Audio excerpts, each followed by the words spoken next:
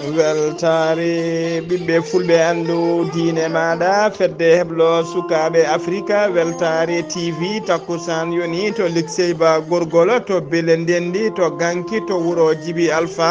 to tulde baali to seyyena wuuro moolo to seyyena gabbaɓi to wajjo bosoyaɓe to gurel sangi to tulde ko on takkusan juula ha e nder galle ceerno ama tijane alpha ba to moderne ha to galle makko sama sakay hayɗi ko on takkusan kadi juula ha to galle ceerno abdourahmani dia to pk witta noccode ko taari ɗum kala ene jiiya e gardidi kabruji men to leydi Mauritanie ñande alkamisa ɓennuɗo mohammed cheikh el ghazwani hoorejo guendi ɗi o rokki coup d'envoi ko fati puɗɗugol taw ko pont échangeur mawɗo molonteɗo allah mahateɗo edde nder carrefour biteɗo madrid e nder noccot to leydi sénégal fedde jaydiyankoɓe wondude société civil ene hewɓe mbaɗi jamma mbaɗi veillé mabɓe ñande jamma kay ha weeti to nokku biteɗo maison de la presse ala koɓe namdi noon so wona goppitgol ona biteɗo papa ali ñanga to leydi mali 49 militaire côte d'ivoire naɓe sokonoɓe ndera bamako guila lewru juillet kamɓe kala ɓe goppitama ha laaɓi e mbadi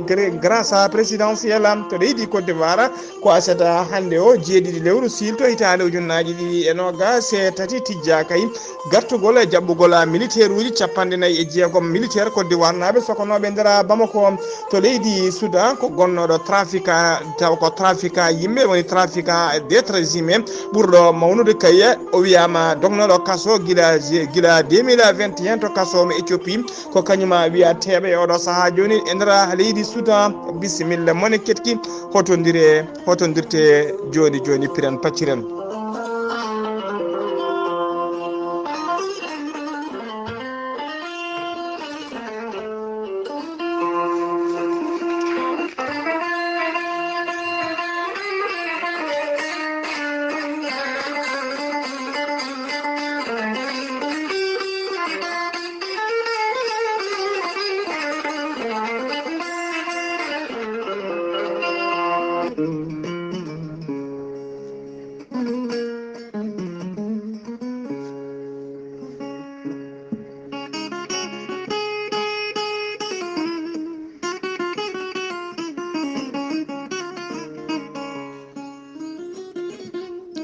ceerno djiby sy ko wittiyanke leɗɗe ko safriyanke safruji fina tawa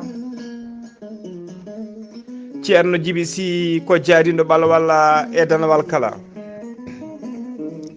ceerno djiby sy ko laabdo reedu malaɗo wune ceerno djiby sy ne safra rafiji kewɗi ɗi jiida cirol ko wayno kista fibrome dogam sita tension diabète usraɓe goragu e yawɓe yitade koyemen rewɓe ronkuɓe sowade e rewɓe dartoraɓe kala ceerno djiby sy ne yawrani ɓen wonduɓe asmo diabète cholestérol ɓalli ɓuutoji koyɗe musoje keceje musoje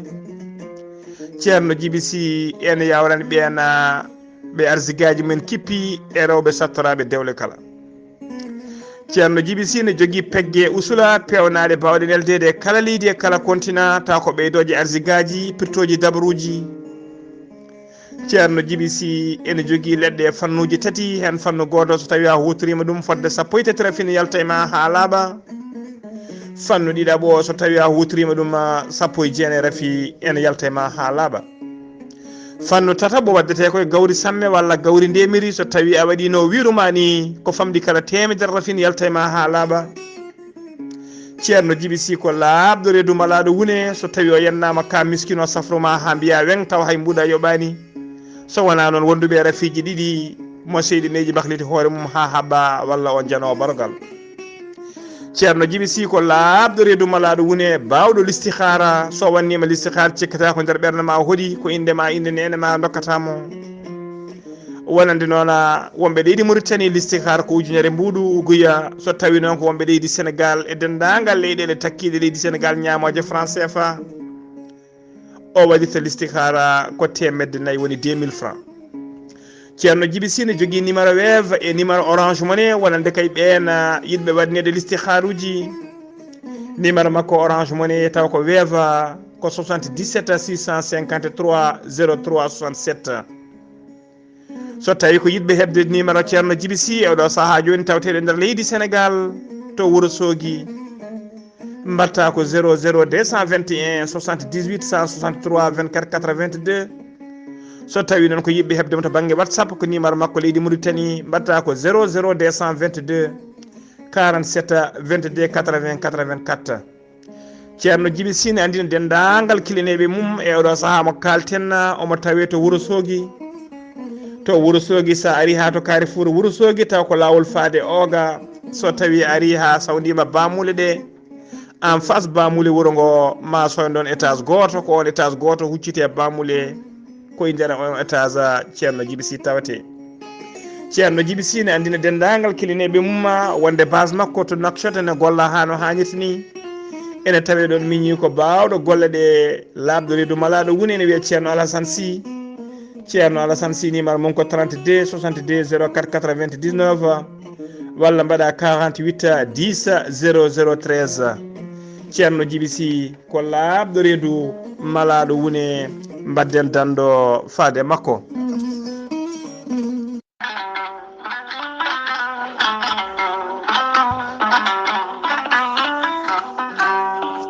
fulɓe mbi kala ko ɓooyi juuti Allah ne wela gonga ne tawa gorel teya ko haako moƴƴo iwruken to koridinoro ari ko wallude en e safrude en ha moñi kala yiito hen hoore muɗuma an mo Haydara Moussani sa jokkodire gorel teya ene faddonoma ñabbuji goɗɗi limtaɗi e gorel teya an joguiɗo AVC jogui cardiaque yiƴam dogata e ɗaɗi muɗuma ɓandu wuloru ɓandu jaaɗoru tuƴiɗo koyɗe musoje koppi musoje jokkodire gorel teya joni keɓa hen ko laaɓi sa yiɗi janggande hoorema ha ganda ñabbuji kaalaɗi e gorel teya jahata koto site mabɓe internet mbatta ko www.gorelteya.com sa yiɗi hebde tonggode gorel teya mbawa jokkodirde mabɓe joni woto woɗɗo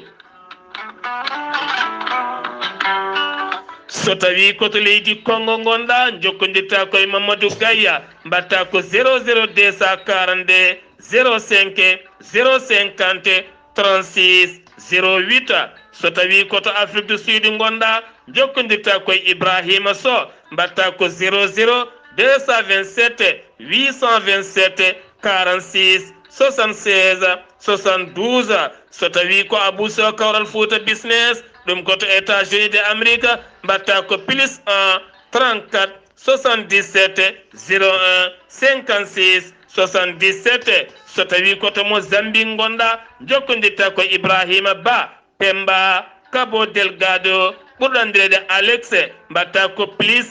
258 86 128 77 21 so tawi koto leydi France gonɗa jokkodirta koye Haruna Ngayda mbatta ko 00336 50 99 64 43 musidɓe tedduɓe mbadden dando faade gorel teya jam tan woni hen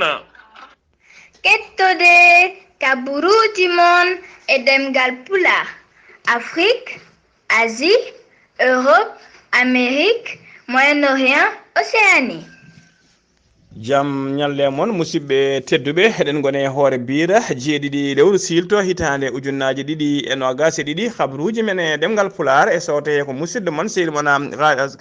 Ghalii Abuu to karallagal ha mbawon yidde en to banggue YouTube woni natte ɓosoje ko miñi men sehil men Saydou Abouba ñalawma hande o noon e oɗo saaha mo kaleten leydi Mauritanie e tawa kadi ko sete timmuɗum guila kayi e nalankoɓe ha e fati ɓen mbiriji e ɓen kadi taw ko wayno Abdoulaye Ndiaye cifti e daari en tawteɓe oɗo saaha joni e Dakar ummoriɓe nder leydi Mauritanie taw ko yaaɓe représentant de leydi Mauritanie e ñalli pinal tawi kadi ko télé fulɓe yuɓɓinte kay e oɗo saaha kiide hande o noon ko lamba taw ko lamba fina tawa noon ene ɗaftodira drapeau no leydi Mauritanie e leydi Sénégal taw teddinira ɗum ko Blé Ba wona Blé Ba kañum woni maire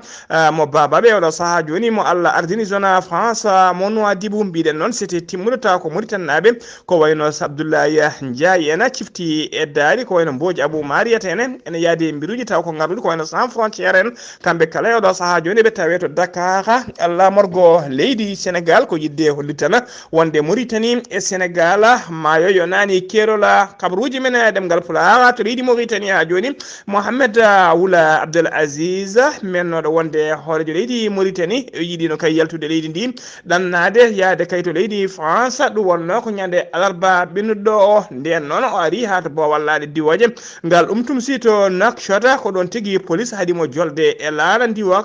ka fonno yaade police o kadi hefti passeport makko hollir tigui wonde ko keɓɓe yamirore tawi yamirore nde umri ɗumen ko dow wonde kay o wawa yaltude leydi ndi police o noon holli tigui wonde e oɗo saaha joni kanko ko wawa yaltude leydi ndi ko kaɗaɗo yaltude leydi ndi kanko Mohamed Wula Abdel Aziz holliri hen mette makko no fewi kay haydemo yaltude leydi ndi nden o arti ha to galle makko ko ɗon tigui o waɗi e hello makko Facebook o suuti hen konngudi ñingde laamu ngu e ñingde police o kala o holliri noon oɗo police ko police politicien o holliri kadi laamu ngu ko laamu ngu waɗaka barke no fewi ko laamu corrompi o holliri kadi wonde e ɗeɗo gueɗe laamu joni ngu wone wadde ko nawtude leydi ndi ɓaawo ene ko ustude leydi ndi ko bonnude leydi ndi police o noon holliri tigui wonde koko heeɓi kayite wonde ko interdit kanko Aziz o yalta leydi ndi saabu kay justice o koko waɗi convocation ene convoqué mo ñande 12 lewru janvier no gonɗen ɗo ko nden tigui o foti darade to tribunal anti corruption woni halfinaɓe ko fati muñaari ona convocation moɓe pawi dow makko ɓe kolliri noon ɓe kolliri noon kamɓe ko bettere mawde yiidemo kay to bowallade diwoje omo adde bagasuji makko yidde yaltude leydi ndi saabu eɗo saaha joni so wona kay on ñalawma woni ñande 12 nde ɓenni kay o wawata yaade ɗannade saabu kay justice o ko joofi koko joofima feɗendu police o noon holliri tigui ko adi ɗum woni kay nde manda ittuno makko ha laaɓi woni tigui contrôle judiciaire nde ittuno ha makko ha laaɓi kewɗi mo ara ɗon waɗa ya garta caggal leydi meeɗa wiidemo qaala saka noon ene kanamo yaade ɗum noon yo andu haadimo yaade ko lawol fawiya e dow makko ha joni ko leydi Mauritanie keddoɗen Mohamed Cheikh El Ghazouani horejo gendi Mauritanie o joƴƴini ñande alkamisa ɓennuɗo o tufere arwanide ko fate mahgol pont taw ko pont échangeur tawateɗo to Carrefour Madrid mo Nouakchott e nder commune mo Arafat échangeur noon juutedi mum ko 1000 ko kilométre piccal tati woni 1,3 kilométre ko ɗum woni juutedi makko jajeni makko noon ko 19 e feccere métre woni 19,5 métre ko tawi noon ko double sens woni tigui double sens hen sens kala autoji ɗiɗi ene mbawi sawnodirde kay jahano hannirta ni e dow on échangeur kadi tawe hen lawol ko wayno véloji e motoji e ɓen yaroɓe koyɗe kala ene ittina hen tigui gueɗal men ha timmi oɗon échangeur noon pont échangeur o so gasi tigui o inirte ko échangeur dammicce golle jaruɗe noon ene ƴime ha temedde ɗiɗi e capan tati million taw ko yuan kadi so leydi Chine ene ƴime ha temedere nogas go million e temedde jeenayi ujunere e haalis ugoya e limore hesere nde tawi noon haalis o kala yalti koye jiifaji laamu leydi Chine on alkamisa kadi kanko Mohamed Cheikh El Ghazouani horejo gendi ɗi o waɗi inauguré ko fati réseau routier woni laabi kede ƴiime ha 45 kilométre pewnaɗi e nder oɗon cérémonie nani wula choroga kañum woni jagorgal kalfinaɗo ko fati équipement et transport e nder discours mum noon o wi kay wonde nder ɗiɗo duuɓi tati e leppi joyɗi hoorejo leydi ndi hono Mohamed Cheikh El Ghazouani ardi leydi ndi o holliri gueɗe baɗɗe fayida no fewi mbaɗama e nder leydi he taw ko gueɗe kesamayu kesi kadi ɓamtugueɗe kadi ɓamtoje leydi ndi hano hannirtani ko wayno kay wadde ko wiyete les routes urbaine haade laabi international ko ha laabi national wondude pomuji e trottoir uji ɗi kala ɗina hen gasi ɗe hen golle mumen puɗɗama gollede goɗɗo yiide hen kadi ko joni golle mumen go ummana ha joni ko leydi Mauritanie keddoɗen gendarmerie leydi Mauritanie ɓe kolliri tigui wonde ɓe teɓima e nder jonte ɓennuɗɗe yimɓe ɗiɗo taw ko terroriste uji en jeeyaɓe e fedde wiyetede FLM woni front de libération des Massina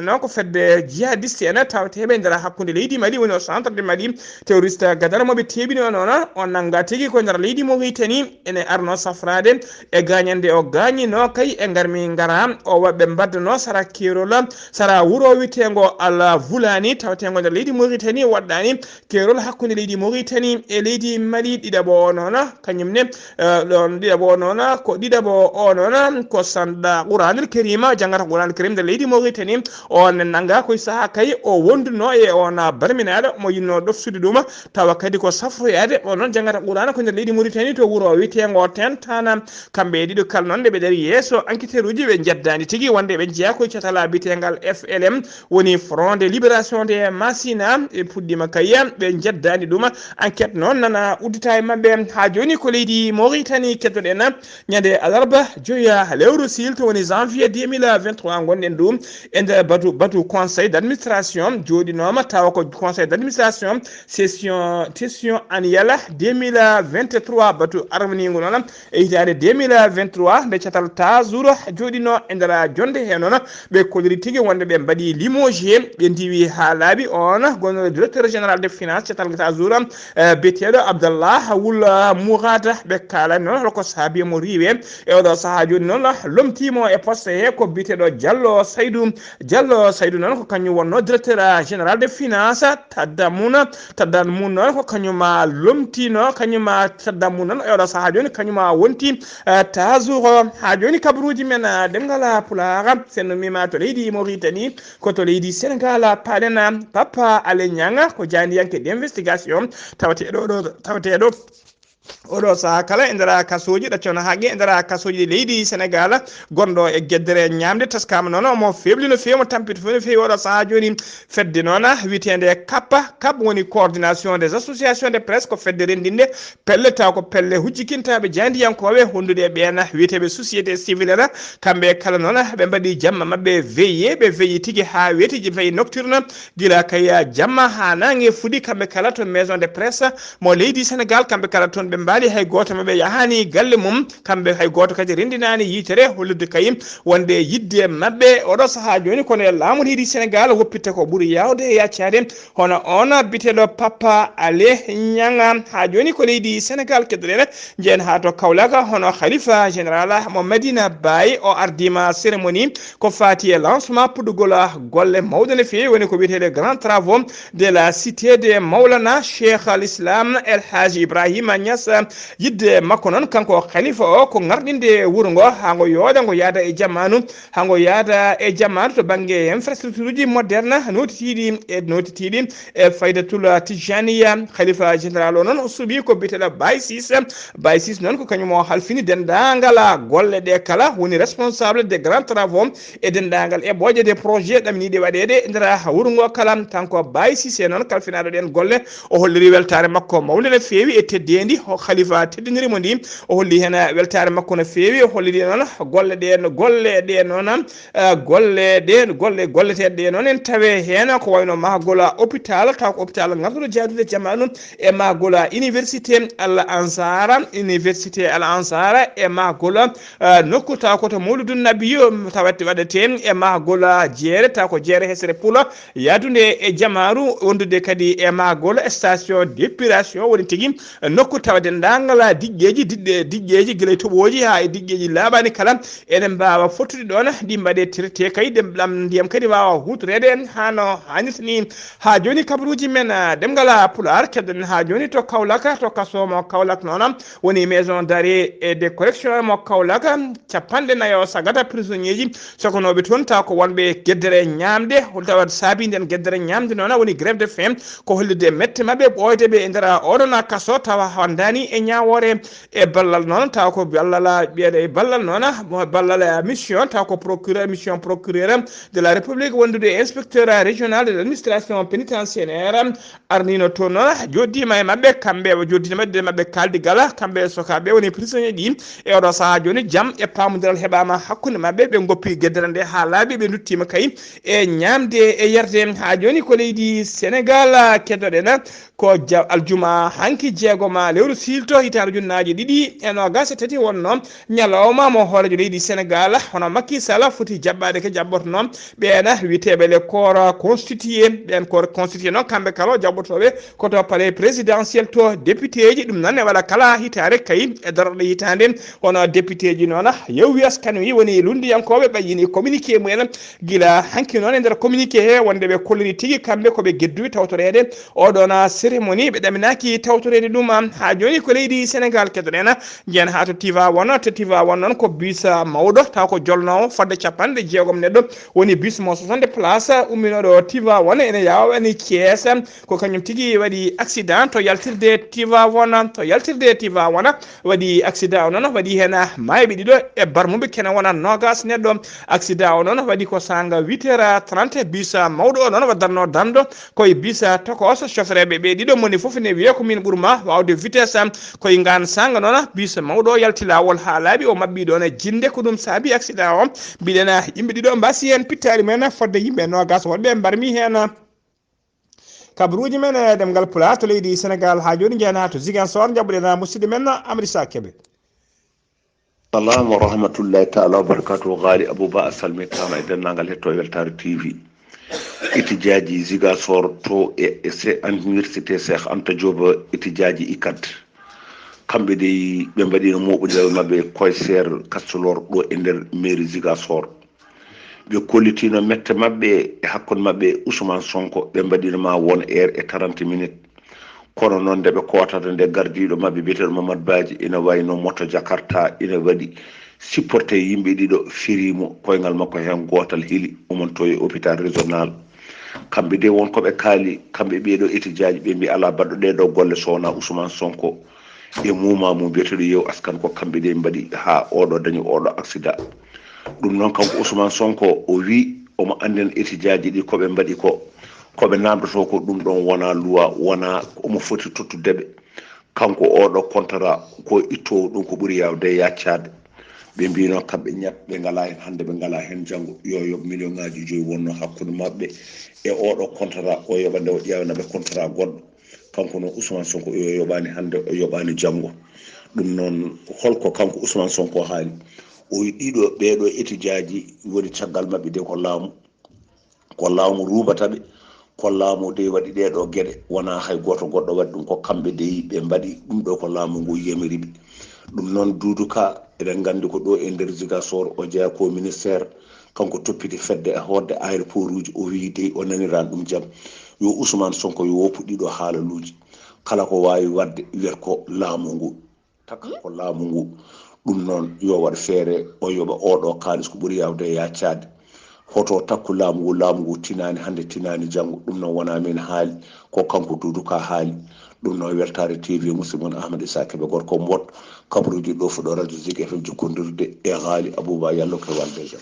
Allahumma amina Sidi Kébé so nommima to Ziguinchor koto leydi Mali paɗena par décret numéro 2023-PT-RM du 6 janvier 2023 hono son excellence colonel Assimi Goïta président de la transition mo leydi Mali o rokki yamirode goppirgol 49 militaire taw ko Côte d'Ivoire naɓe nangonoɓe e nder leydi Mali guila lewru juillet 2022 ene coka toon kamɓe kala noon ɓe ñawanoma ɓe taƴatno wona mabɓe foof ene lelo fodde duuɓi nogas e kaso taw kadi ene wondi e amando kamɓe kala noon woppitiɓe ha laaɓi taw woppitiɓe koye mbadi grâce présidentielle hono gouvernement mo leydi Mali ene yetta ene jarna hoɗojo leydi ndi hoɗo leydi Togo hono for ñes mbeye darinoɗo kay guila kay puɗɗi naggugol ngol ha e goppirgol ɓeɗon 49 militaire Côte d'Ivoire naɓe sokonoɓe e nder leydi Mali. ha joni ko leydi Mali keddoɗen hono directeur général de la police nationale mo leydi Mali o mo andina noon opinion nationale et international kala e nder communiqué makko mo waɗi ñalawma hanki o wonde kay kabaru taw ko kabaru cariɗo e nder ñalawma hanki o nder réseaux sociaux ji ona kabaru noon hollirde kay wonde oto taw ko oto kamikaze woni tigui wari warto oto wari warto waɗoɓe kamikaze waɗoɓe janguji wari warto yiyama e nder wuuro witego Sévaré o yiyama kadi ha to Bamako e dow pont biteɗo fadda oliri tigi wonde oɗon kabaru ko fenande woɗere coya on kabaru wodani o holaɗani ɗon kadi omo andini yimɓe kadi yo gandu dendagal ɓena taw ko winduɓe ndeɗon fenade ɓalere woɗere coya ɓe cari ɗum tigi e nder réseau sociaux ji koɓe yiiloteɓe haaɓe to mbawi yitede kala ɓe dawne tigi to justice ɓe dewne lawol ha ɗeɗo gueɗe mbawa tigi nattude ha laaɓa kanko directeur général de la police o noon omo wiya dendagal malinaɓe e wurɓe nder leydi mali e kala nde jokkoto e haajuji mumen jaaha e haajuji mumen ganda kadi wonde laamu ngu e dadiɓe leydi ndi nana daari no dole mumen ponno jamma e ñalawma kala taw ala ko daari so wona ɓeydude nden ka e kisala tekkinde nden ka e kisala haɓade wat boniɓe heɓe seɓɓitiɓe e wuyɓe kala e nder leydi hen oɗon communiqué noon o waɗa koto Bamako ñalawma hanki o jeegoma lewru silto hitande ujunnaji ɗiɗi e nogas tati taw siifi ɗum ko inspecteur général de la police Souleymani Traoré alimat saliye d'ordre national ha joni kabaruji men ɗemgal pulaar to leydi Mali ha joni commissaire divisionnaire biteɗo Foncime Coulibaly gardiɗo commissariat de police mo sira koro o holliri tigui wonde kanko e dadiɓe makko ɓe teɓima fedde wuyɓe taw ko wuyɓe bandiji dartoriɓe kaya wayde gujja dartiɓe guykaji ko fate wujjude motoji jannani kolliri e fewnude kayitaji fenade opération ngaji ɗi noon holliri tigui ɓe puɗɗino ɗum ko guila ñande 31 lewru décembre ha ñande nayya lewru janvier 2023 no gonɗen ndu ñande 31 décembre nde noon o holliri tigui wonde police heeɓino kabar wonde gujjo goto jinnoɗo wujjude e moto nangane fiya ha kay natti dillude nattude darde kay ha sikka ko mayɗo ndena police no tima hen ɓe mbawi nangude on gujjo piyaɗo ɓe nayi ɗuma kay ha hôpital safra kay ha wawi ɓarade ha wawi jamtade ko ɗon fuɗɗi haalde wonde kay limti hen inde biteɗo Moussa Sissoko on nde teeɓa caggal ɗum noon e nder luskoji he nayi wonɓe teeɓama kamɓe nangaɓe noon ɓe tawrama kene ɓuura motoji sappo wondude e kayitaji taw ko kayitaji fenade woni tigui facture aji d'achat taw ko fenade e defte ɗiɗi taw ko defte facture aji wondude e cachet ji ɗiɗi koɓe tawra kamɓe fedde wuyɓe nde kabaruji men ɗemgal pulaar sen numima to leydi Mali ko to leydi Côte d'Ivoire paɗen capanɗe nayyi e jeegom militaire Côte d'Ivoire naɓe sokonoɓe nder Bamako guila lewru juillet faɓen to ndu faade oɗo saaha joni woppitaɓe hanki e mbadi grâce présidentielle kamɓe kala noon ko aseda hande jeeɗiɗi e lewru silto ɓe tijja tigui jaɓɓede to Abidjan lamorgo leydi Côte d'Ivoire hollirama noon ko adi koɓe jetto Abidjan ɓe ndewoyto koto Lomé woni lamorgo leydi Togo to ɓe jettima toon noon ko hoore leydi Togo hono Fogna Sembe Yadema kañum tigui wattataɓe e juuɗe ministre leydi Côte d'Ivoire kalfinade ko fate défense tawateɗo ɗo saaha joni to leydi Togo so wattima e juuɗe noon taw ko dinno maniére officielle ko on tigui goldata maɓe lanandi woka ɓe gartida ha to Abidjan to leydi Soudan uddirtana kabaruji men biteɗo Kidame Zakaria Habter Mariama ko trafiquant détrasime woni mbaɗo trafiquant yimɓe ɓurɗo mawnu no fewi nder windere he jiiɗata noon jiilaw cattuko no fewi taw ko nangganoɗo no soka ene jogui kaso to Éthiopie guila 2021 guila nden noon ko jiiɗata noon haɗani noon o ñawanoma par coutumance on taƴananoma noon kaddi gurdam makko e kaso ñande 1er lewru janvier ndu gonɗen ndu noon o wiyama teeba ɓe nanguimo koto Soudan tawa kadi nanguimo ko police international e gollodade Interpol ko kañumen teeɓimo kanko noon biteɗo Kidmana Zakaria o jeeya tiggo koto leydi wiyetendi Érythrée musidɓe tedduɓe gasi ha laaɓi ceera ko ɗum ɗo wonno ko tonguɗen habaruji men e ɗemgal pulaar e sawta he ko musidɗo moon sehli moon Ghalii Abuu to karallagal ha mbawan yiide en to banggue YouTube ko Saydou Abou to Ziguinchor ko Amadou Isaga Kébé keltimalaki jaam yo jaam Allah jogomi jogo on.